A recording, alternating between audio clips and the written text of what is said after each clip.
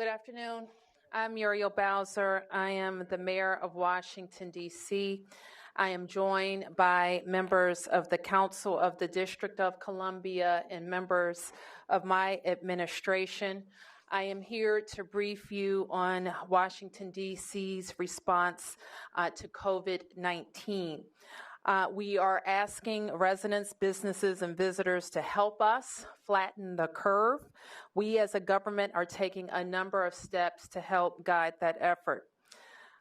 Today, I want to announce that I am declaring both a state of emergency and a public health emergency in Washington, D.C. While this is an administrative action largely, it will give me more authority to implement and fund the measures that we need to monitor and respond to COVID-19 in our community. Specifically, this authority will give me, and not limited to this, but the ability to request federal disaster assistance, mandate medical quarantining of any person for which there is a probable cause to believe he or she is affected with a communicable disease, and the ability to make price gouging illegal.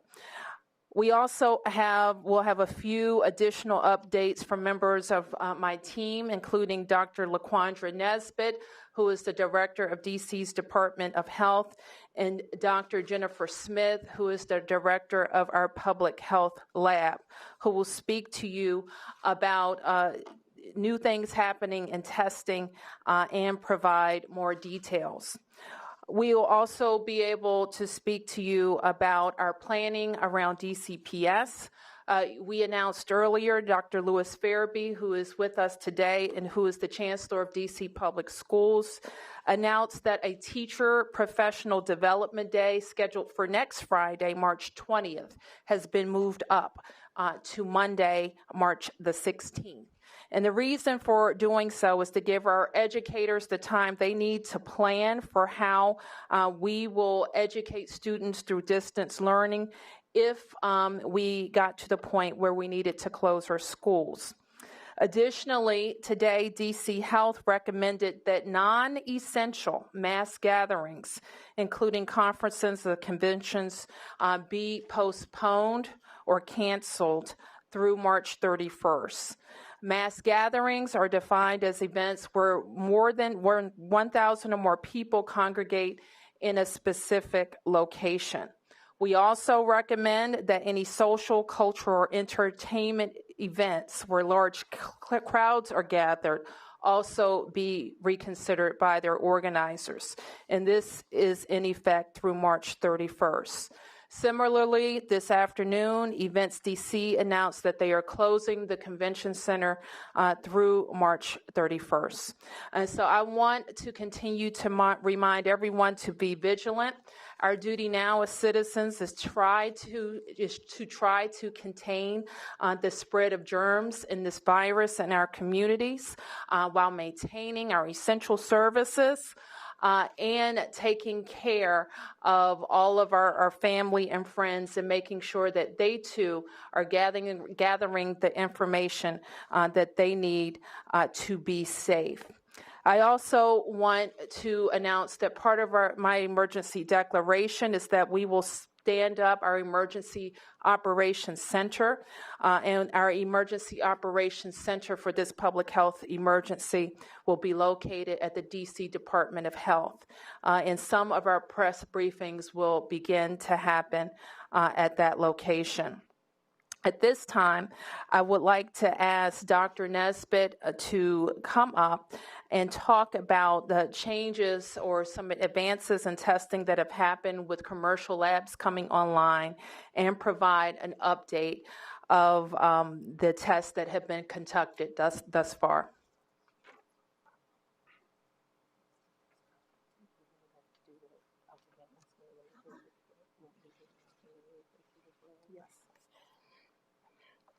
So thank you, Mayor Bowser, for your continued leadership as we continue to have an evolving response to the impact of COVID-19 on the District of Columbia. Pursuant to the mayor's efforts, or as the mayor's efforts today in declaring a emergency and a public emergency and a public health emergency, we also continue to have an evolving situation in the District of Columbia. We have a number of ways that we are working with our healthcare provider community, as well as ensuring that the healthcare provider community are using all of the different methods available for testing individuals, as well as using both the public health laboratory and commercial laboratories to have specimens tested when they have a patient who is presenting with signs and symptoms of COVID-19. As you all know, the testing capacity in the United States and in the District of Columbia expanded recently when commercial laboratories developed the capacity to test. We announced 2 cases on Saturday and had additional cases that we announced yesterday. Because of the nature of those cases, we anticipate that we will have additional cases in the District of Columbia. Today, we have identified 6 additional cases, bringing the total of presumptive cases in the District of Columbia to 10. Those additional cases indicate to us, because of the nature of the new individuals who have been identified, that we have person-to-person transmission occurring in the District of Columbia, as well as at least 2 individuals whose reason for COVID-19 has yet to be identified. We want healthcare providers to know that they have the option to have their patients tested by contacting DC Health if their patients have a known exposure to an individual who has been laboratory confirmed for COVID-19 and is showing symptoms themselves of COVID-19, which are fever, cough, and shortness of breath. We also want healthcare providers to know that if they have patients who are presenting to them for care, who have a travel history to countries who have been identified by the Center for Disease Control as having a level 2 or higher travel advisory, that if those individuals begin to show signs and symptoms, regardless of the need for hospitalization, they can also be tested by contacting DC Health, and their tests will be conducted through the public health laboratory. Also, residents who are living in long-term care facilities, including skilled nursing facilities, can also have tests conducted through the public health laboratory by contacting DC Health and having their specimens collected and submitted to public health laboratory. Any clinician who has a clinical suspicion for COVID-19 for their patient, meaning they have a patient who is in their healthcare facility, can have their patient tested by using one of the commercial laboratories. We know LabCorp and Quest are currently accepting specimens for patients who are receiving care in District of Columbia healthcare facilities without having to contact DC Health to do so. Those specimens, however, must be collected in the healthcare provider's office, or if they are in an urgent care environment or in a hospital setting, those specimens must be collected by the healthcare provider and sent to that commercial laboratory. So there are a number of options and ways that healthcare providers can have their patients tested in the District of Columbia.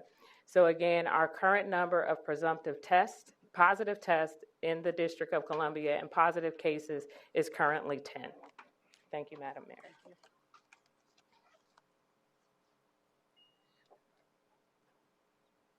I also want to note that the employees of the District of Columbia, our 30,000+ employees, have in the last this afternoon received an advisory from the Human Resources Office for the district. So we want to invite our employees to take a look at the guidance we are providing around their work in the district as part of our government operations. Finally, I want to note that we will be having a briefing call with our cultural institutions and nightlife and restaurant associations later in the evening to also discuss and answer any questions that they have of DC Public Health. So with that, we are able to answer a few questions. But before that, I wanted to ask the Chancellor of Schools to come up and just give a briefing of a quick statement about DCPS planning.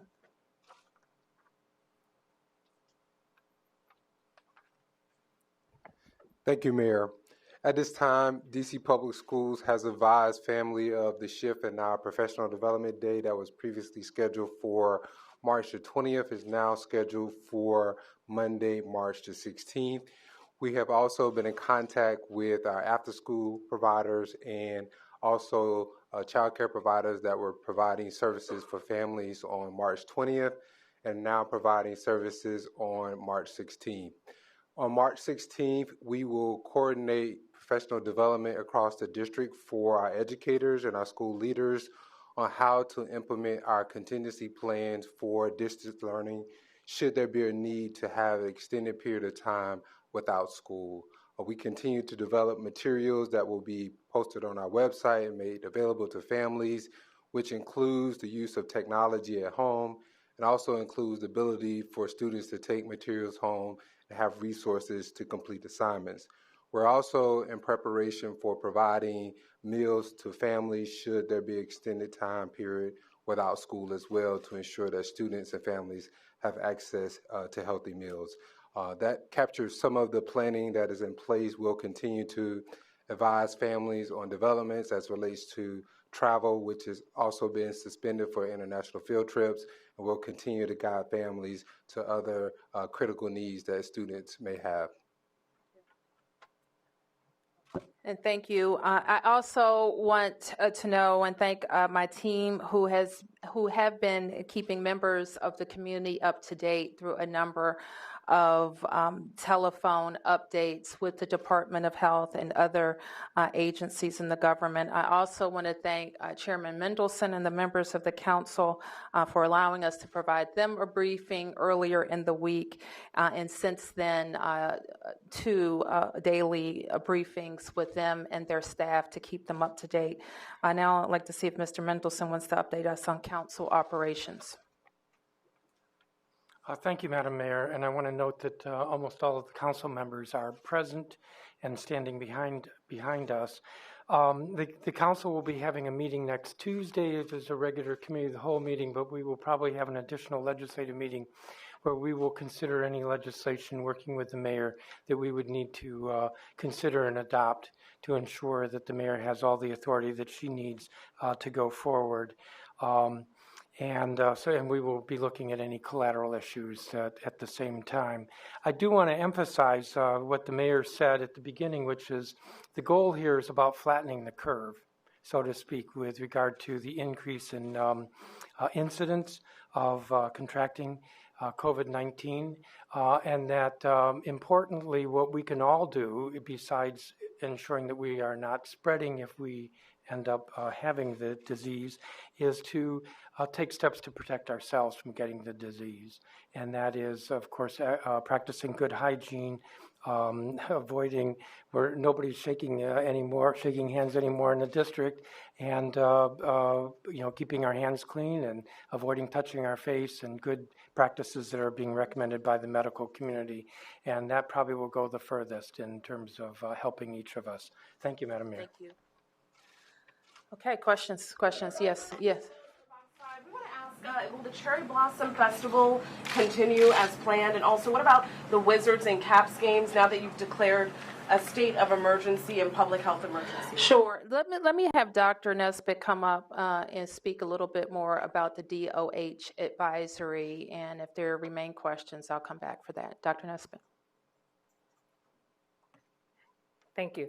So our current posture is that we have made a recommendation for any non-essential mass gatherings, which are defined as a mass gathering for a crowd of 1,000 individuals or more who are gathering at a specific location, to be postponed or canceled. As we have been in touch with the Institute through March 31st. So we have been in touch with the institutions and will continue to convene calls and provide guidance for them to reimagine how they can continue to conduct business if it is essential. For those non-essential activities, we want them to have a consideration of how they would postpone or cancel. It's a recommendation at this time. It's a recommendation that we want those organizations to take very seriously, because we want to be able to, as the mayor has mentioned, flatten the curve. We also have a recommendation that for events that are less than 1,000, the social, cultural, and entertainment activities that anticipate a large crowd, that we would have those organizers reconsider hosting those types of events as well. And events that fall into those categories are, the non-essential things that are related to entertainment are for social and cultural purposes. So concerts, festivals, et cetera, would fall into that. The current advisory that we issued is through March 31st, so it gives us some opportunity to be able to, as far as we can anticipate what we would experience in the district. As you all have observed, this is a rapidly evolving situation. We announced our first cases on Saturday. We were before you again yesterday with 4 cases, and we're before you again today with 10. So we have the constant need to have a data-driven approach. We are observing for person-to-person transmission, and then if we have sustained community transmission in our community, we will take a different posture. So just as a follow-up, does that include the Cherry Blossom Festival? The Cherry Blossom Festival largely happens outside of the dates that we've mentioned, and at the end of March 31st, we will be able to make an announcement about any events scheduled in April. Yes. Bowser, by issuing a state of emergency and the health emergencies, does it give you the power to order these venues to close down and to not have these events? And what is your message to Major League Baseball and NHL and NBA, who at least NBA and NHL have said they'll defy this. They're going to go ahead with their games. So I guess my 2 questions: do you have the power to make it mandatory? And 2, what is your message to these teams? So first of all, Mark, we're making it very clear that the science tells us that mass gatherings over 1,000 people doesn't help us reach our goal of flattening the curve and containing the spread of this virus. So we recommend against mass gatherings of 1,000 or more. Further, Dr. Nesbitt just explained that even smaller gatherings, if they're non-essential, they're social, they're cultural, they're entertainment in nature, you should also reconsider those. We will take the step now of all of the publicly permitted events that we permit. We're going to pull those permits. Most of the organizers, we think, are quite voluntarily complying with that. And we're going to have discussions with operators of our social, cultural, entertainment institutions so that they can get all the information that they need to help keep Washington, D.C. safe. But the answer to your question is yes, I could order a closure. So why don't you? Can I just follow up and ask why don't you take that step now? Why wait? Well, we're constantly evaluating. It's a fluid situation, and we will come back to you if we have other information to provide. Yes, Sam. Yes, Mayor. Well, a regular major gathering in the city is church. What do you have to say about the church in the city? Well, I think I'm going to ask Dr. Nesbitt to talk about all the social distancing principles that the CDC advises and that we also think apply to churches. Churches, as you know, as we know too well, there's also more direct contact with people, whether it's part of the Mass, it's the distribution of the Eucharist, it's the sign of peace, it's the Lord's Prayer. It's a lot of different things that happen in a church. And we know a number of congregations have already issued advice around that, and we continue to recommend that advice. So Mayor Bowser has articulated the guidance that we have provided to places of worship. And in the district in particular, we have looked at what our faith-based institutions configuration looks like. We have been in touch with them. We have hosted calls and town halls that have targeted them specifically for them to be able to ask questions. On the coronavirus.dc.gov, we have a section that is specific to places of worship for them to be able to seek specific guidance in terms of any adaptations they need to be able to make to their specific services. Tell us now, what are you recommending for churches? It depends on the type of religion, and it depends on the types of things that happen in their services. So again, when we talk about mass gatherings, it is defined as 1,000 people or more gathering in a specific location. For any cultural, social, or entertainment activities that are non-essential that are less than 1,000, we are making a recommendation for them to reconsider. For faith-based institutions or places of worship, there are different types of guidance depending on the nature of their services and the nature of their activities that they can provide that reduces the risk of spread in their environment. Yes. Dr. Nesbitt, can you provide more details on the 6 new cases today, the ages and the suspected causes of transmission? So we have, at this time, we're in an effort to have a commitment to the media, and knowing that we would be before you today, we have limited information because a significant contact investigation has to occur in order for us to have a lot of detailed information. I can provide some very high-level information about the 6 cases.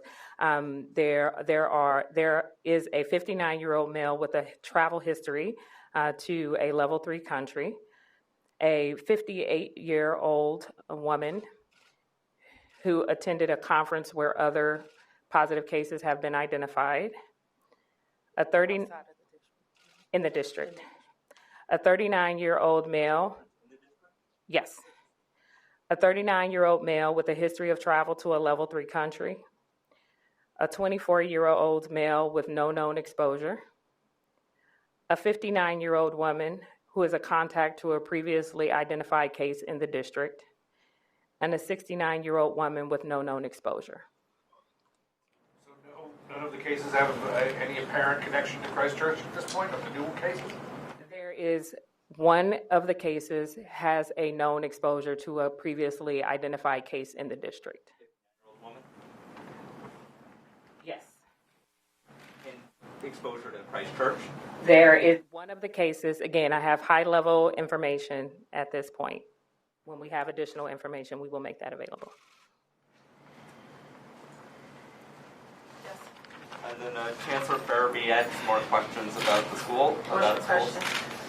What's the threshold for closing schools temporarily or extended? And are kids, you just had the announcement about kids getting devices. Are they going to be able to take their devices home?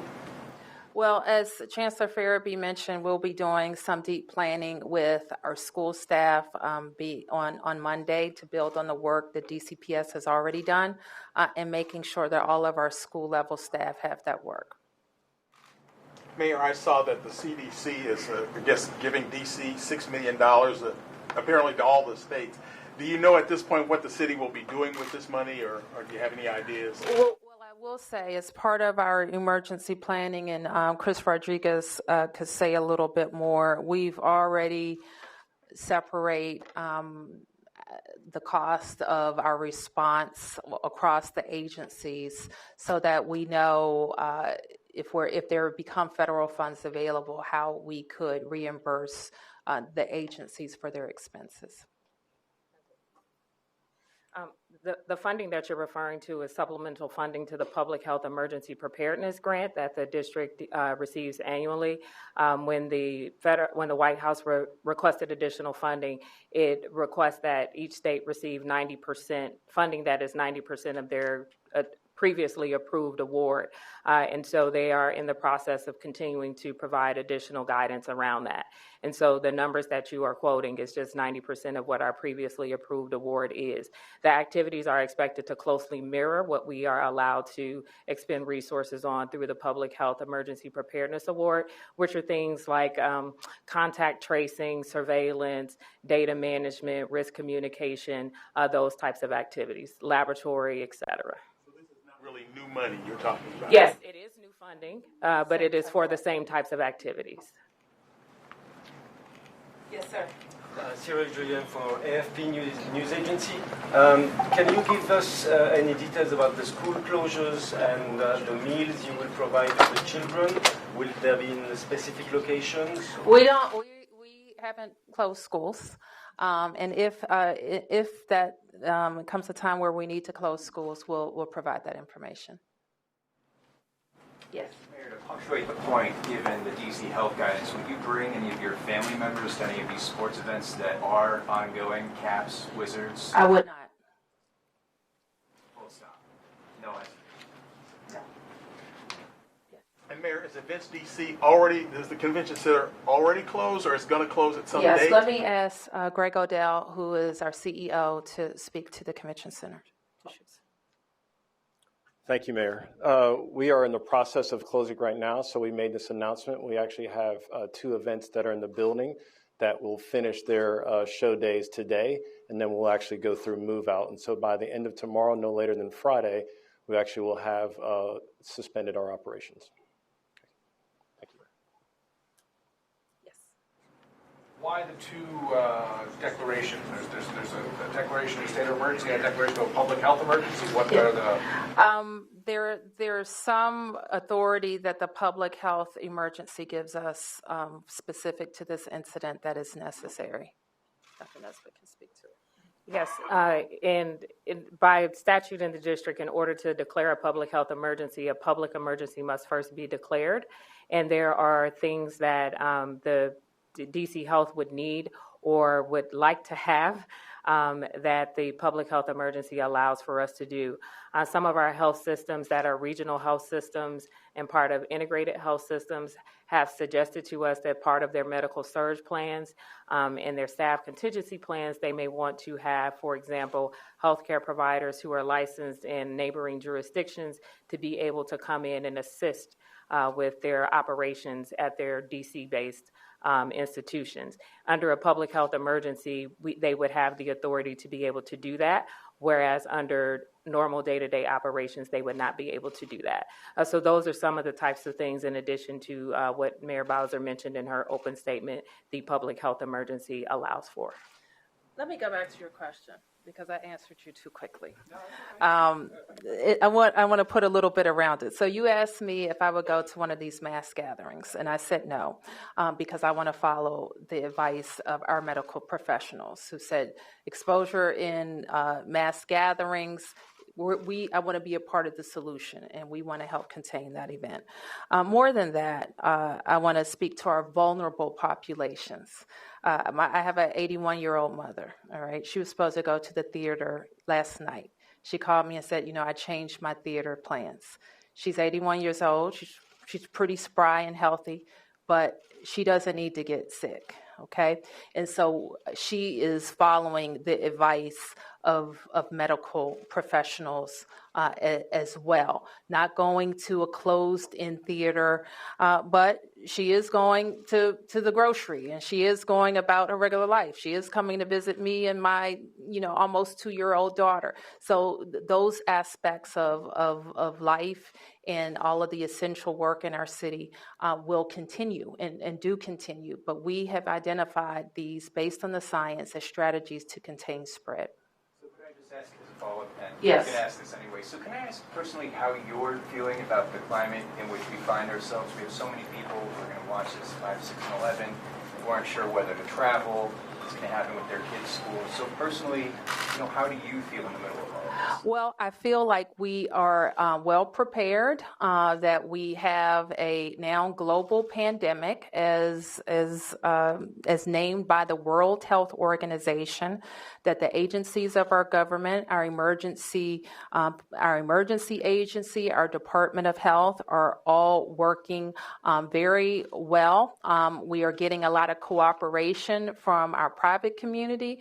And we want to continue to do that.